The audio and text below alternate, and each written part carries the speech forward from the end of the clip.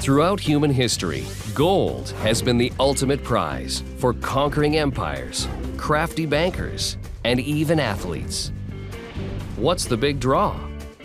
For one, gold is really and truly scarce. All the gold that we possess in the world amounts to a mere 140 million tons, barely enough to fill a fenced-in tennis court. The world produces more steel in a single hour. All the gold we dig out of the ground each year could fit in the average-sized living room. Gold is not just rare, it's almost indestructible.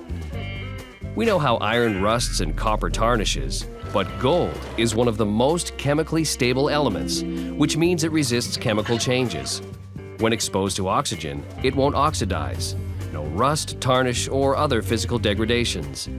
That makes it about the most recycled metal around. More than 85% of all gold ever found is still in use today. Gold mined a century ago could be in your fillings right now. Gold is also extremely malleable.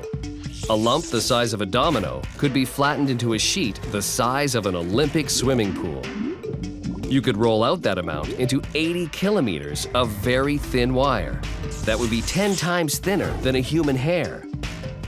Gold is so rare and precious, people have tried to manufacture their own. The Soviets were somewhat successful, using nuclear reactions to transform lead nuclei into gold. But it took too much energy.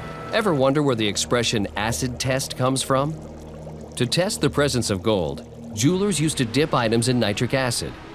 Gold doesn't dissolve in nitric acid, hence the term acid test as the gold standard for genuine value. Mining gold these days is not so much about pickaxes as the chemistry of solvents. Gold is found in extremely low concentrations, buried and laced throughout huge chunks of solid iron ore. To get at the gold, the rock is pulverized, then doused with liquid cyanide, which dissolves the gold. Then the cyanide is neutralized, leaving behind pure gold for smelting. Sounds easy enough, but in order to get 1 measly ounce of gold, you need to grind up 30 tons of ore.